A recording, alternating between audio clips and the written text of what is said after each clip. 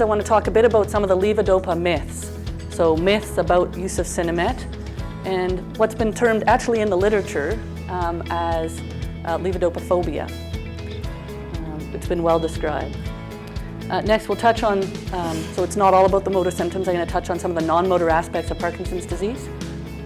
How to get the biggest bang for your buck, so some things that I don't routinely prescribe but you can find at other stores, natural food stores, things like that. How drugs are not the be-all and end-all, so although I prescribe lots of drugs, I can only do so much, and there are other things that can really play a role in Parkinson's treatment.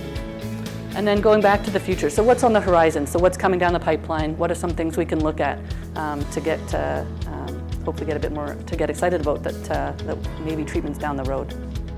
We're going to talk a little bit about how to take care of ourselves and navigate kind of the day-to-day living with Parkinson's. And so the talk is going to focus, a little bit more on the care partner, but also a lot of this is applicable to the person living with Parkinson's as well, okay? Exercise keeps our muscles strong, and it's the part of our body where the medication doesn't target, right? The medication targets our brain, right? So at the central level. But exercise targets the peripheral level. We don't have Parkinson's here, right? Parkinson's affects your brain. And so we can build muscle despite whatever stage of Parkinson's we're at, right? Our muscles don't care. So exercising becomes really important, right? To create the strongest body that we can in order to live our day-to-day lives, right? Inhaling our left arm up, good. Taking a deep breath in, and exhale, moving all the way over to the right. So relationships.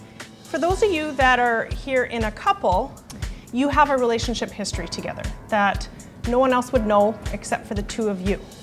And if we're talking about that in a sexual context, you also have a sexual history together. So that might mean that it's a look or a touch or a gesture or a word that means you wanted to be sexual or you wanted to be intimate with that person. And again, nobody would know that but the two of you, right? So that's pretty special.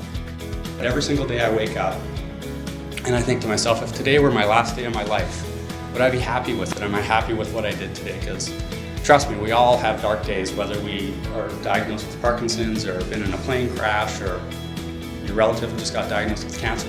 We all have dark days. My adversity is no different than anybody else. We all have adversity. So it's really a thing of making sure when you get to the end of the day that you're happy with what you accomplished during the day. And the little quote on the bottom by Frank Sanchez, live every day like you think it might be your last, as one day you might be right.